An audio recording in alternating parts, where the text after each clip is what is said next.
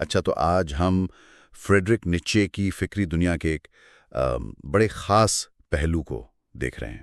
مطلب یہ کہ دوسرے مفکرین اور شخصیات کے بارے میں ان کے خیالات، جو اکثر بڑے شدید، پیچیدہ اور سچ پوچھیں تو کافی متضاد بھی تھے۔ ہمارے پاس ایک لیکچر کا خلاصہ ہے جس میں نیچے کے پسندیدہ اور ناپسندیدہ لوگوں کی کچھ فہرستیں دی گئی ہیں۔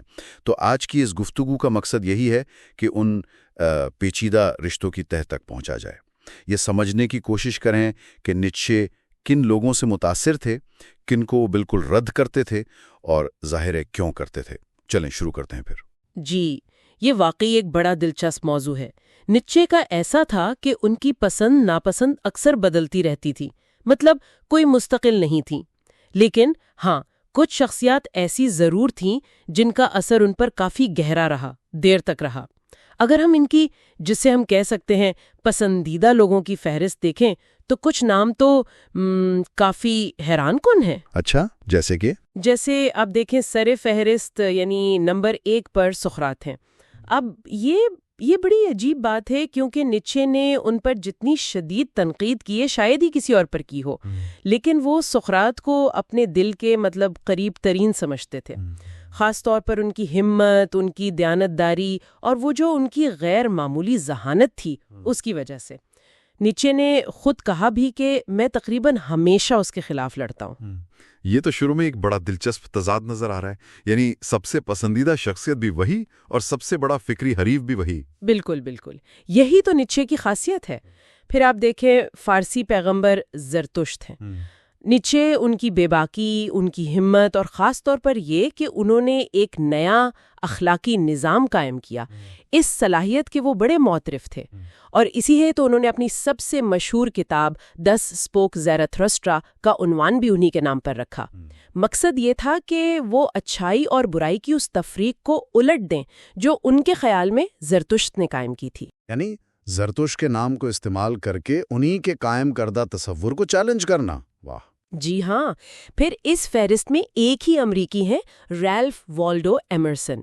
نیچے وہ ایمرسن کے جویس سائنس اور سیلف ریلائنس جیسے جو تصورات تھے ان سے وہ بہت متاثر تھے۔ یہاں تک کہا جاتا ہے، اگرچہ یہ حتمی نہیں ہے، کہ نیچے کا جو مشہور اوبرمنش یعنی فوق البشر کا تصور ہے وہ شاید ایمرسن کے اوور سول کے خیال سے ہی لیا گیا ہو۔ سچ میں؟ یعنی اوبرمنش کا خیال جو نیچے کی اتنی بڑی پہچان ہے، اس کا ماخذ ایک امریکی مفکر ہو سکتا ہے؟ یہ تعلق تو میرے خیال میں بہت سے لوگ نہیں جانتے ہوں گے۔ جی ممکن ہے، لیکن نیچے نے ظاہر ہے اسے پھر اپنی فکر کے سانچے میں ڈھالا۔ اچھا، پھر آرتھر شوپنہاور ہیں۔ ان کا تو نیچے کی ابتدائی فکر پر بہت ہی گہرا اثر تھا۔ نیچے ان کے مرضی یعنی ول کے تصور کے، ان کی فکری آزادی کے اور انہیں پہلا ایماندار جرمن ملحد کہنے پر ان سب باتوں کی بڑی تعریف کرتے تھے۔ ہاں، شوپنہاور کا اثر تو بہت واضح نظر آتا ہے، خاص طور پر نیچے کے شروع کے کام میں۔ اور پھر 10ویں نمبر پر رچرڈ واگنر ہے۔ شروع میں تو نیچے واگنر کے وہ جو ان کے بلند عزائم تھے ان سے بے حد متاثر تھے، خاص طور پر وہ جو مختلف آرٹ فارمز کو ملا کر ایک عظیم گیزامٹ کنسٹ ورک تخلیق کرنے کی کوشش تھی، اور ان کے اوپرا کے موضوعات جو کسی مقصد کے لیے ایک شدید قسم کی لگن دکھاتے تھے۔ لیکن یہاں میرے خیال ہے کہانی میں ایک بڑا ڈرامائی موڑ آتا ہے نا، کیونکہ یہی نام واگنر ہمیں نیچے کی جو تنقید والی فہرست ہے اس میں بھی، اور وہ بھی بڑے نمایاں طور پر ملتا ہے۔ جی ہاں بالکل، اور یہی چیز نیچے کی فکر کی پیچیدگی کو، اس کی گہرائی کو ظاہر کرتی ہے۔ جب ہم ان شخصیات کو دیکھتے ہیں جنہیں نیچے نے تنقید کا نشانہ بنایا، تو جیسا آپ نے کہا، کئی نام ایسے ہیں جو دونوں فہرستوں میں مشترک ہیں۔ سام دشمنی، ان کے تکبر اور جسے وہ زوال پذیری یعنی ڈیکیڈنس کہتے تھے، اس کی وجہ سے مکمل طور پر مسترد کر دیا۔ نیچے کے نزدیک ویگنر کی موسیقی، خاص طور پر ان کا آخری اوپرا پارسیفل، وہ بالکل بیمار اور زندگی کی نفی کرنے والی ہو گئی تھی۔ ایک منٹ، یہ زوال پذیری یا ڈیکیڈنس جو نیچے استعمال کرتے ہیں، اس سے ان کی کیا مراد تھی؟ کیا یہ صرف موسیقی کے انداز کی بات تھی، یا اس سے کچھ گہری، کوئی ثقافتی تنقید مراد تھی؟ نہیں، یہ صرف انداز کی بات نہیں تھی، یہ ایک بہت گہری ثقافتی تنقید تھی۔ نیچے کے لیے زوال پذیری کا مطلب ہر وہ چیز تھی جو ان کے خیال میں زندگی کی توانائی، جبلتوں اور جو ان کا مرکزی تصور ہے طاقت کی خواہش یا ول ٹو پاور، اسے کمزور کرے۔ اور اسی بنیاد پر آپ دیکھیں 9ویں نمبر پر شوپنہاور آتے ہیں۔ نیچے نے شوپنہاور کی وہ جو شدید مایوسی تھی، قنوطیت جسے کہتے ہیں، دنیا سے لا تعلقی اور خاص طور پر ہمدردی یعنی پٹی پر جو ان کا زور تھا، اسے سختی سے مسترد کیا۔ نیچے کے خیال میں ہمدردی وہ زندگی کی توانائی کو کمزور کرتی ہے جو ان کے طاقت کی خواہش کے فلسفے سے وہ براہ راست ٹکراتی تھی۔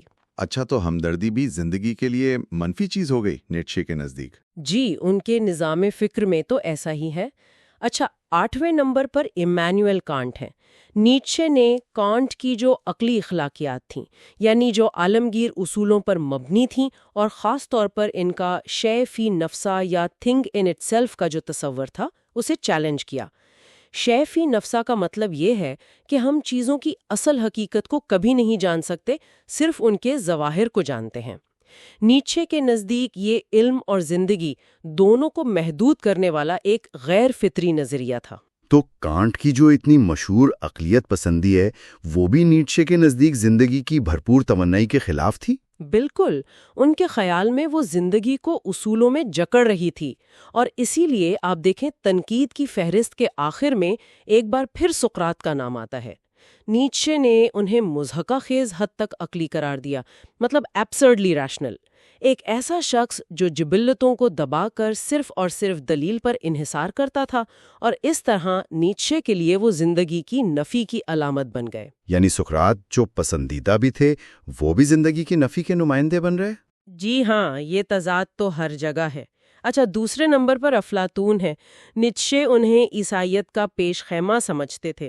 وہ سمجھتے تھے کہ افلاطون نے ہی حقیقت کو اس دنیا کے بجائے کسی اور حقیقی دنیا میں تلاش کرنے کا نظریہ دیا، اور اس طرح زندگی سے فرار کی راہ دکھائی، جسے وہ ادر ورلڈلی ویو کہتے ہیں۔ یعنی افلاطون نے بنیاد رکھی جسے بعد میں مذہب نے اپنایا، نیچے کے خیال میں کچھ ایسا ہی۔ 6 نمبر پر جان سٹورٹ مل ہیں۔ نیچے نے مل کے افادیت پسندی یعنی یوٹیلیٹیرینزم، وہ نظریہ کہ سب سے بڑا خیر سب سے زیادہ لوگوں کی خوشی ہے، اسے تو بہت سختی سے مسترد کیا۔ نیچے کا وہ مشہور طنزیہ جملہ ہے، انسان صرف خوشی کے لیے نہیں جیتا، صرف انگریز جیتتا ہے۔ ہاں، یہ تو افادیت پسندی پر سیدھا حملہ ہے۔ نیچے کے نزدیک تو مقصد خوشی نہیں، بلکہ شاید وہ طاقت اور خود پر قابو پانا، اس طرح کی چیزیں تھی۔ یقیناً خود سازی، خود پر قابو پانا، عظیم مقاصد۔ اچھا، 4 نمبر پر مارٹن لوتھر ہیں۔ نیچے نے لوتھر کی جو اصلاح مذہب تھی، ریفارمیشن، اسے یورپی تہذیب کے لیے ایک تباہی کا آغاز قرار دیا۔ حالانکہ وہ اس بات کے معترف تھے کہ لوتھر نے چرچ کے خلاف کھڑے ہونے کی ہمت دکھائی۔ اور 3 نمبر پر سینٹ پال ہیں، جنہیں نیچے نے وہ عیسائیت کا ایک موقع پرست پروپیگنڈسٹ سمجھا، ایک ایسا شخص جس نے نیچے کے خیال میں یسوع کی اصل تعلیمات کو بالکل بدل دیا اور تحریک کو اپنے مقاصد کے لیے استعمال کیا۔ واہ، یہ فہرست تو واقعی نیچے کی اپنی فکر کے بہت سے پہلوؤں کو روشن کرتی ہے۔ ان کا زندگی کی توانائی پر زور، عقلیت پر شدید تنقید، اور وہ جو مابعدت طبیعتی نظریات ہیں، ان سے ایک قسم کی بیزاری نظر آتی ہے۔ بالکل، آپ دیکھیں، ایک ہی شخصیت کی تعریف بھی ہو رہی ہے اور پھر اسی پر شدید تنقید بھی۔ یہ تعلقات وہ ایک طرح سے محبت نفرت والے تھے۔ نیچے کی رائے کو اگر ہم سیاق و سباق سے ہٹ کر دیکھیں تو وہ اکثر گمراہ کن ہو سکتی ہیں۔ ان کی پسند و ناپسند اکثر بہت بہت ذاتی تھیں اور اس بات پر مبنی تھی کہ آیا کوئی مفکر ان کے نزدیک زندگی کا اثبات کر رہا ہے یا زندگی کی نفی۔ تو یہ سب ہمیں نیچے کے بارے میں کیا بتاتا ہے؟ مطلب اس سب کا نچوڑ کیا ہے؟ میرے خیال میں خلاصہ یہی ہے کہ نیچے ایک غیر معمولی طور پر پرجوش، پیچیدہ اور گہرے تضادات رکھنے والا مفکر تھے۔ ان شخصیات کے بارے میں ان کے جو خیالات ہیں، چاہے وہ تعریف کی صورت میں ہوں یا تنقید کی، وہ دراصل خود نیٹشے کی اپنی فکر کو، ان کے جو بنیادی سروکار تھے اور خاص طور پر ان کے طاقت کی خواہش کے فلسفے کو سمجھنے کے لیے ایک کلید فراہم کرتے ہیں۔ جی بالکل درست، اور یہ ہمیں ایک آخری غور طلب نقطے کی طرف بھی لاتا ہے۔ کیا یہ عظیم مفکرین کے لیے ایک عام بات ہے کہ وہ اپنے پیشروؤں اور ہمعصروں کے ساتھ ایسے شدید جذباتی اور پیچیدہ قسم کے فکری رشتے رکھیں؟ اور یہ جو کشمکش ہوتی ہے یہ ان کی اپنی تخلیقی صلاحیتوں کو کس طرح جلا بخشتی ہے یا شاید اسے کسی طرح متاثر کرتی ہے؟